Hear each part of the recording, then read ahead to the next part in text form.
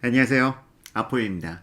작년에도 제가 이맘때쯤 2019년, 그러니까 2019년이 시작하는 시점에서 2019년에 부동산 시장이 어떻게 전망이 되는지 여러 부동산 전문가들의 의견을 갖다가 녹여낸 신문 기사를 통해서 여러분들께 2019년의 부동산 시장에 대해서 제가 예측을 해드렸고, 운 좋게도 그 예측은 어느 정도 거의 맞아 떨어진 것으로 그렇게 생각이 됩니다.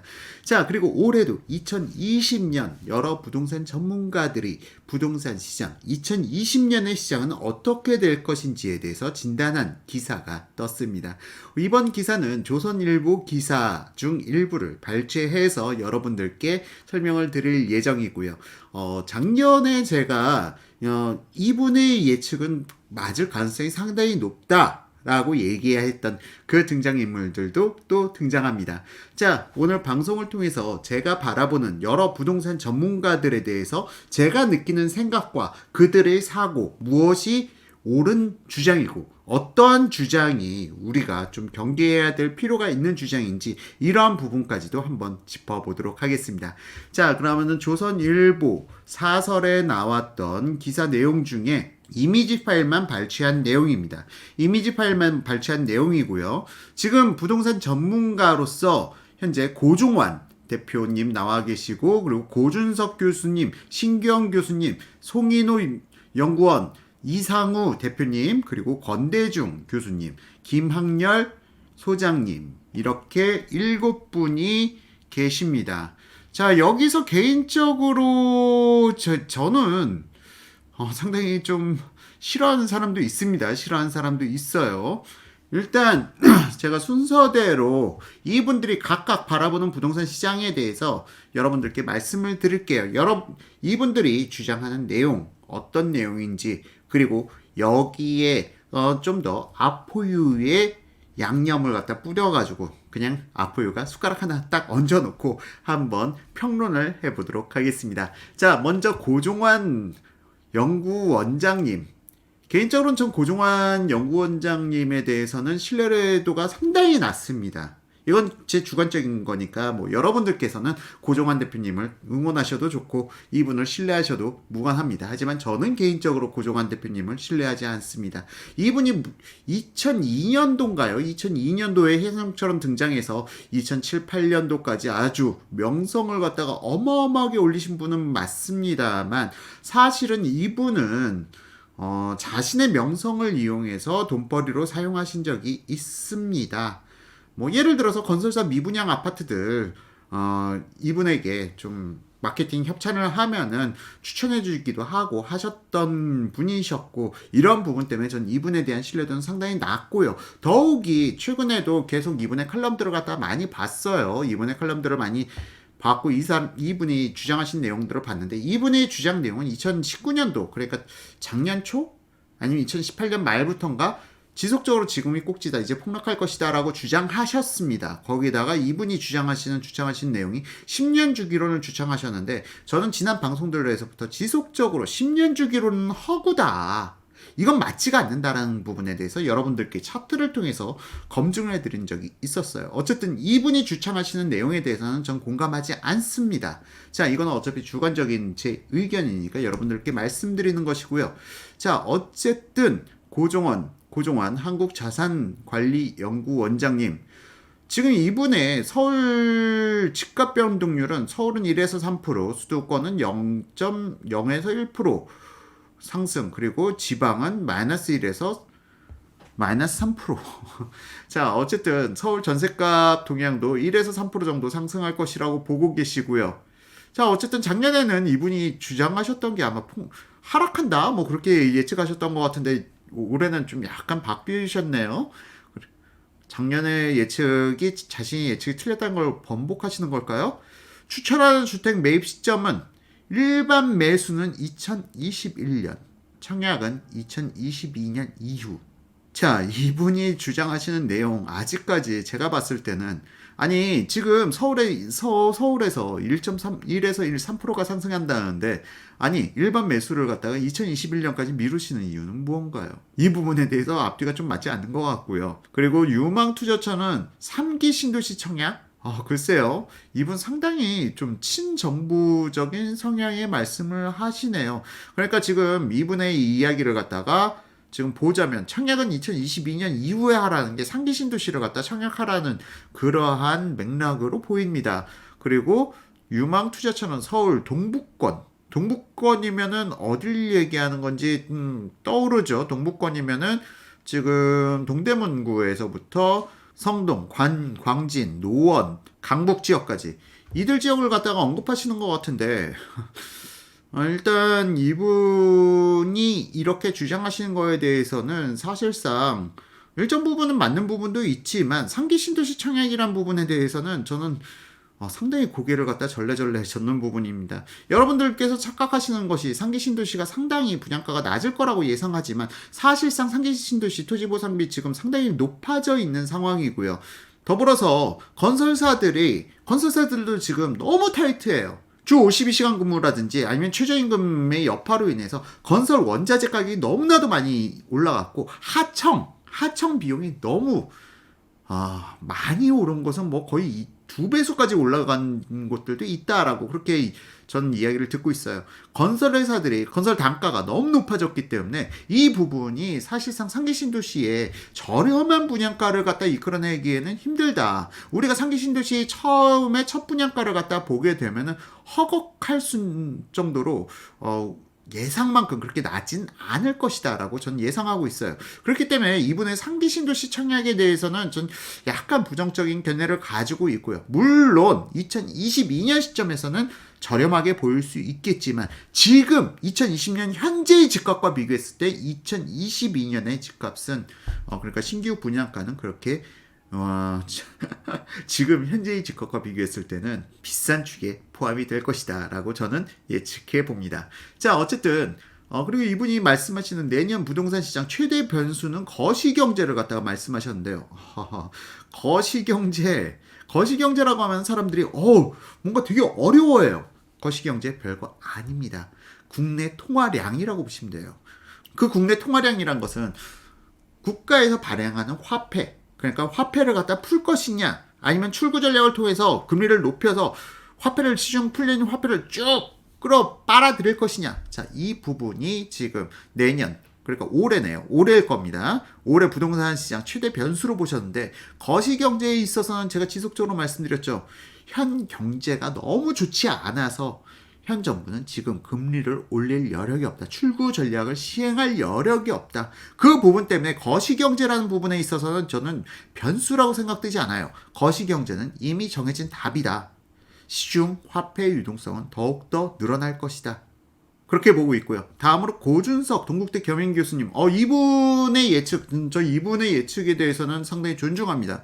고준석 동국대 겸임교수님의 예측에 대해서는 전 상당히 존중하고요. 지금 뭐 서울은 상승하는데 수도권은 하락 내지 상승 보합을 갖다 예상하셨네요. 지방은 하락할 것이라고 보셨고요. 자, 추천하는 주택 매입 시점은 지금 마련 계획 있다면 올해 1분기. 정확하게 보셨습니다. 정말 정확하게 보셨어요. 이 부분은 제 생각과 일치합니다. 1분기인 이유는 지금 현재 마침 정부에서 또 고맙게 12.16 부동산 대책을 갖다 발표해 주시고 사람들이 관망세로 돌아서는 시점이죠. 사람들이 관망세로 돌아서고 매도자들이 매도 우위를 갖다 잃을 시점.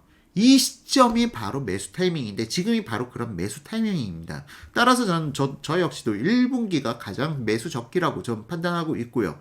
유망투자처는 9억 미만 서울 역세권 소형 아파트 이것도 제 생각과 일치하는 부분입니다. 상당히 이분은 부동산에 대해서 좀 여러 부동산의 케이스들을 갖다가 연구해 보신 분이다. 실질적으로 서울의 고가 아파트들이 상승하고 나면은 이 이후에 서울의 저가 아파트들이 따라 올라가는 그 상승세가 바로 올해 2020년에 최대 이슈가 될 것입니다. 그러니까 지금까지 상승하지 못했던 지역들, 그러면서 교통, 학군 이런 부분이 같이 보완되는 지역들, 이런 지역들의 갭을 갖다가 맞춰가는 시기가 바로 2020년이 될 거라는 것이 제 부동산 전망이고요. 이분 역시도 동일한 관점을 가지고 계시네요. 사실 부동산이란 게 크게 어렵지 않아요. 부동산을 갖다가 숫자, 데이터에 의거해서 분석을 하다 보면은 거의 시점별로, 그리고 부동산 정책이라든가 아니면은 거래량, 그리고 금리, 이러한 부분들을 종합적으로 믹스해 봤을 때 나타나는 공통적인 현상은 거의 비슷한 형태로 나타났습니다. 따라서 부동산 예측이라는 게 실제 부동산 데이터들을 연구해 보신 분들의 입장에서는 거의 비슷한 결과가 나타나지 않을까라는 것도 제 개인적인 생각이에요. 자, 어쨌든 지금 내년 부동산 최대 변수에 대해서 고준석 교수님께서는 서울 주택 공급이라고 말씀하셨는데요. 서울 주택 공급 변수죠. 서울 주택 공급. 글쎄요, 이 서울 주택 공급이란 거는 분양을 말씀하시는 거겠죠. 분양 계획, 분양이 얼마 많이 나타나느냐. 그런데 제 개인적인 생각으로는 이건 변수라기보다는 입주 물량이 더 큰 변수가 아닐까라는 생각이 들어요. 어쨌든 서울 주택 공급을 갖다가 전 개인적으로 입주를 말씀하시는 건지 아니면 분양을 말씀하시는 건지 모르겠는데, 입주가 맞다면은 올해 상반기가 마지막 기회입니다. 올해 상반기에 고덕 지역, 그러니까 강동 고덕 재건축 지역, 이들 지역이 입주 물량으로 인해서 사실상 서울의 상반기가 좀 약간 안 그래도 좀 삐걱삐걱, 그러니까 수급 불균형, 그러니까 공급은 많고 수요는 상대적으로 적어지고, 이 시점이 바로 올해 상반기거든요. 바로 이런 시점 매수해야 된다고 저는 누차 말씀을 드려왔었죠. 자, 어쨌든 고준석 교수님의 말씀에 대해서는 저는 여기에 대해서는 제가 뭐 크게 말씀을 드릴 건 없을 것 같습니다. 다음으로 신규현 건국대 교수님, 저도 이분의 인사이트에 대해서는 상당히 높게 평가를 하고요. 사실상 신규현 교수님이 이런 이야기를 갖다가 해도 되나? 어쨌든 신규현 교수님이 여러 국토위라든가 정부의 정책자문위원으로 포함되어 계셨는데요. 정부의 정책과 어긋나는 발언을 자꾸 하신다는 이유로 제가 알기로는 그 자문위에서 탈락하신 걸로 그렇게 알고 있습니다. 참 제가 안타까운 부분인데, 사실은 사람들이 가장 듣기 싫어하는 말에 더 귀를 기울여야 되는데, 현 정부는 자기 입맛에 맞지 않으면 사람들을 내친다는 거, 자기가 하는 걸 무조건 잘했다고 아부해주는 사람들만 주위에 두고 있으니 현 정권의 정책들이 올바른 방향으로 가기가 어려운 부분이 있겠죠. 자, 어쨌든 제가 알기로 신규현 교수님 요즘 여러 정책위 자문단에서 배제되고 있다라는 소문을 들었고요. 이 부분에 대해서 뭐 사실 확인이 다르다면은 댓글로 남겨주세요. 자, 어쨌든 이분이 바라보시는 시장, 서울 하락할 걸 예상하셨어요. 마이너스 1에서 0%, 수도권 0%, 지방은 마이너스 1에서 마이너스 3%, 올해는 이분이 주택가격 하락할 것이라고 보고 있다. 자, 이 부분에 대해서는 제가 좀 더 뒤에서 다시 말씀드리겠습니다. 그리고 전셋값 동향에 대해서는 3% 이상 상승할 것이다. 야, 집값은 하락하는데 전세가는 폭등할 것이다. 그러니까 바로 제가 전 방송에서 주택 폭등의 3요인에 대해서 말씀드렸는데, 심리가 안 따라주고 공급 부족과 그리고 유동성은 팽창된다. 이 부분에 대해서 이 두 가지 현상이 공통적으로 나타나기 때문에 전세가 폭등이 된다고 제가 바로 전 방송에서 말씀드렸죠.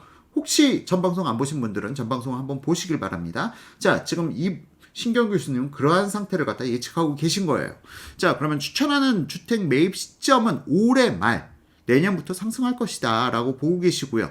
유망투자처는 부동산 간접 투자를 상품을 갖다가 말씀하시고요. 청약과 토지를 갖다 말씀하고 계세요. 내년 부동산 시장 최대 변수는 거시경제 추가 규제라고 말씀하고 계십니다. 자, 제가 신규현 교수님에 대해서는 사실은 상당히 높게 평가한다고 말씀드렸는데, 이 분이 언론에서 이렇게 얘기할 수밖에 없는 이유가 무엇일까요? 앞서 말씀드렸죠. 신규현 교수님이 정부의 정책에 대해서 반대되는 발언들을 했더니 신규현 교수님이 여러 정책위에서 자문위원직이 배제되고 있다. 자, 이분 사실은 교수님으로 계시면서 어느 정도 압박을 갖다가 저는 받고 있다라고 생각합니다. 제가 개인적으로 신규현 교수님의 오프라인에서의 발언은 지금 온라인상의 발언과 다르다는 제보를 상당히 많이 받았어요. 자, 신규현 교수님 입장에서는 글쎄요. 전 개인적으로 여러분들께 이런 말씀을 드리고 싶어요. 신규현 교수님이 온라인상에서, 그러니까 대중 매체에 대해서 이야기하는 것과 오프라인상에서 얘기하는 것은 분명히 다를 수 있다. 그리고 많은 사람들이 그런 이야기를 종종 합니다. 그렇기 때문에 지금 신규현 교수님이 여기 조선일보에서 말씀하신 내용, 이걸 갖다 있는 그대로 신뢰하는 거에는 문제가 있지 않을까 싶어요. 참 이상한 정부입니다. 올바른 이야기를 하는 사람들을 갖다 압박하는 이러한 시대. 자, 어쨌든 신규현 교수님께서 지금 서울이 하락할 것이다, 그리고 지방도 하락할 것이다, 그렇게 예측하셨다는 거에 대해서는 이분의 본심이 아닐 거라고 저는 생각이 듭니다. 자, 다음으로 송인호 KDI 경제전략연구부장님의 예측으로는 서울은 1에서 0% 정도, 수도권 역시 0에서 1%, 지방 0에서 1%, 다 0에서 1% 사이의 상승을 보일 것이다. 약상승을 갖다가 이어갈 것이다. 그러면서 전세가는 3억 이상 상승할 것이라고 예상하셨고요. 그리고 서울은 올해 초 6월에서 7월이 매수 타이밍이다. 제 생각은 6월에서 7월은 상승 타이밍으로 보여져요. 그렇기 때문에 지금처럼 꽁꽁 얼어붙은, 지금 얼어붙었는지 모르겠습니다만 상대적으로는 얼어붙은 것이다. 6월, 7월이면 이미 거래량이 폭증해가는 시기일 겁니다. 따라서 지금이 오히려 매수 타이밍이 적절하다고 생각하고요. 유망투자처는 서울, 강남, 마용성을 보셨습니다. 더불어서 올해 부동산 시장 최대 변수는 거시경제라고 말씀드렸는데, 거시경제에 대해서는 앞서 말씀드린 바와 같이 올해 정부가 출구 전략을 시행할 가능성은 극히 저조하기 때문에 저는 이 부분에 대해서는 크게 변수라고 생각하지 않는다라고 말씀드렸죠. 자, 다음으로 이상우 애널리스트, 이제는 익스포넨셜 대표님이 되셨네요. 이분이 투자 자문회사를 갖다 새로 설립하시고 지금 대표로 앉으신 걸로 알고 있습니다. 야, 역시 지금 이분이 예상하신 건 서울은 4% 상승, 수도권 3% 이상 상승, 지방 1에서 3% 정도 상승. 지금 상승률에 있어서만큼은 저는 이상우 대표님의 주장에 전적으로 공감합니다. 전적으로 공감하고요.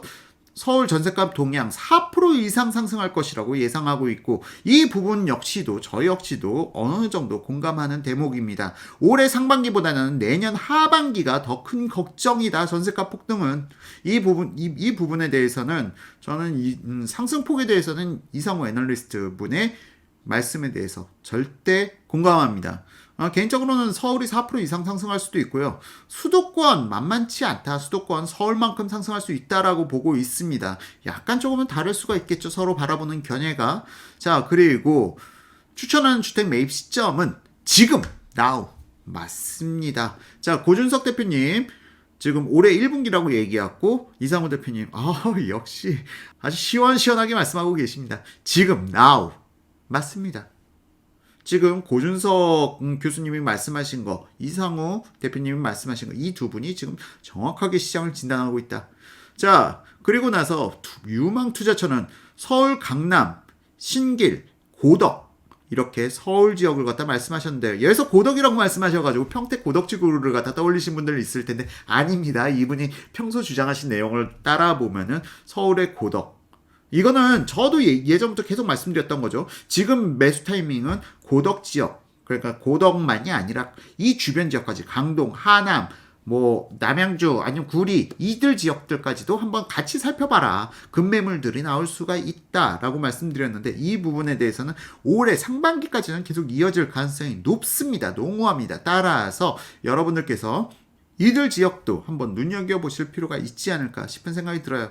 이상호 대표님 같은 경우는 제 생각으로는 대표적인 상품들을 갖다 찍어서 말씀하시는데, 그 대표적인 상품들 주변에 구성을 이루고 있는 시장에 대해서까지는 그렇게 친절하지가 않다. 이 대표 상품이 오르고 나면 이 주변에 형성되어 있는 시장까지도 반드시 영향을 미친다. 따라서 제가 좀 더 넓은 포지션에서 여러분들께 찾아보라고 조언을 드리는 것이고요. 자, 다음으로 내년 부동산 시장 최대 변수는 지금 전셋값이라고 말씀하셨는데, 이분은 답을 알고 있어요. 이건 변수가 아니죠. 전셋값은 상승할 수밖에 없다. 왜? 공급 부족. 또한 아직 부동산 심리가 전체적으로 살아나지 않았다. 이 부분에 대해서는 다시 언급드리지만 제 지난 방송 한번 참고해 보시면 좋을 것 같습니다. 제가 영상 끝날 때 한번 링크를 걸어 드리도록 하겠습니다. 자, 다음으로 권대중 명지대 교수님. 이분께서는 저를 갖다가 명지대 대학원으로 그렇게 오라 하고 설득을 하셨는데 지금은 좀 후회되는 대목이 있어요. 이분이 오라고 했을 때 제가 갔더라면은 G20에서 사라진 대한민국 그런 영상 만들 시간도 없었을 거고 좀 더 부동산에 대해서 학문적으로 좀 더 공부를 해볼 수 있는 기회가 될 수 있지 않았을까라는 생각도 드는데 어쨌든 교수님께는 개인적으로 좀 죄송한 마음을 가지고 있습니다. 자, 이분이 바라보신 시장에 대해서는 서울 2에서 3% 정도 상승할 것이다. 수도권 1에서 2%, 지방은 0%라고 보셨네요. 지방에 대해서 너무 부정적으로 보신 것 같은데 글쎄요, 올해는 지방도 지금 시장이 살아날 수 있는 지역들이 개인적으로는 보입니다. 이거에 대해서는 저도 차차 여러분들께 데이터를 통해서 한번 소개를 해드리려고 하고 있고요. 더불어서 서울 전셋값 동향 1에서 3% 정도 상승할 거라고 보셨고요. 또한 주택 매입 시점은 올해 상반기를 보셨어요. 자, 보십시오. 지금 제가 좀 부동산을 평가할 줄 안다라고 말씀하시는 분들은 거의 대부분 올해 상반기, 1분기, now 이렇게 표현을 하고 계십니다. 제가 지금 여러분들께 말씀드리는 이 분들은 좀 데이터에 근거해서 말씀하시는 분들이에요. 데이터를 볼 줄 아는 사람들은 부동산 시장의 흐름을 어느 정도 예측해 나갈 수가 있다라는 게 제 확신이고요. 이분들이 그런 대표적인 분들 중에 한 분들이 아닐까 싶은 생각을 가지고 있습니다. 자, 다음으로 이분이 유망 투자처로 말씀하신 곳은 왜 이렇게 많나요? 서울 강남 재건축. 강남 재건축을 추천하셨네요. 역시 권대중 교수님답습니다. 두 번째로 참고삼아 강남 재건축 이 부분은 권대중 교수님도 제가 개인적으로 알기로는 강남 재건축권 가지고 계신 걸로 알고 있어요. 자, 어쨌든 이분이 매도하실 계획은 아니기 때문에 자신이 재산 증식을 위해서 호도하는 건 아니라고 생각합니다. 매도 시점, 내가 매도할 계획이 있을 때 시장을 갖다 호도한다면 이건 도덕적, 윤리적으로 문제가 있겠지만 결국 사실은 주식이 아무리 오르면 뭐합니까? 내가 팔 때 폭락한 상태에서 팔면. 자, 그렇기 때문에 지금 주택시장도 마찬가지입니다. 지금 내가 매도할 계획을 가지는 게 아니라면 크게 의미는 없다. 서울 강남 재건축 이 부분에 대해서는 저는 그냥 노코멘트 하겠습니다. 저는 잘 모르겠어요. 물론 강남 재건축 시장이 하락할 것이다라는 예측을 하는 건 아닙니다. 결코 그런 예측을 하는 건 아니에요. 아직 하락 시점 아니에요. 아직 하락 시점 아닌데 이 부분에 대해서는 그냥 노코멘트 하겠다는 것 뿐입니다. 자, 다음으로 마용성 추천하셨고요. 그 다음 신길, 목동, 노량진, GTX 노선, 성남, 수원. 와우. 야, 이례적으로 수원을 갖다가 언급하셨어요. 야, 이분은 역시 부동산, 이분이 그 오프라인 모임도 좀 가지고 계시는 걸로 알고 있습니다. 시장을 갖다가 좀 넓은 포괄적인 방면에서 보고 계신다라는 부분에 대해서는 놀랍네요. 자, 다음으로 내년 부동산 시장 최대 변수는 대출 규제와 보유세를 말씀하셨는데요. 뭐 변수라고 할 수 있을까요? 보유세로 집값을 잡겠다는 건 허망한 꿈이다라고 제가 지속적으로 말씀드리는 게 우리나라보다 몇 배 보유세가 더 높은 미국에서 주택가격이 지속적으로 상승하는 건 어떻게 설명할 것이냐라는 거에 대해서 그 어떤 부동산 폭락론자도 답변을 내놓지 못한다는 점 여러분들은 어떻게 생각하십니까? 보유세로 집값 잡지 못한다. 오히려 세금은 주택 가격을 갖다 폭등시키는 요인으로 작용한다. 이 부분에 대해서는 명약 관화한 사실입니다. 팩트예요. 이건 부정할 수가 없어요. 자, 다음으로 권대중 교수님까지 말씀드렸고 김학렬 부동산 연구소장님 이분 같은 경우는 제 개인적으로는 이건 주관적인 생각이 많이 들어가 있습니다. 제 개인적으로는 이분은 부동산을 갖다 분석하시는 분이라기보다는 경험에 의거해서 말씀하시는 부분이 많은 것 같아요. 개인적으로 저는 숫자에는 설득이 잘 됩니다. 나를 설득시킬 수 있는 숫자, 객관적인 숫자, 그러니까 숫자를 갖다 통계를 갖다 왜곡하지 않고 근거를 가지고 숫자에 근거해서 시장을 갖다 분석해 가는 사람들을 신뢰합니다. 하지만 제가 김학렬 소장님의 여러 책들을 갖다 접하고 이분들의 강의 내용을 들었을 때 개인적인 생각으로는 이분은 인플루언서다. 그러니까 스피커.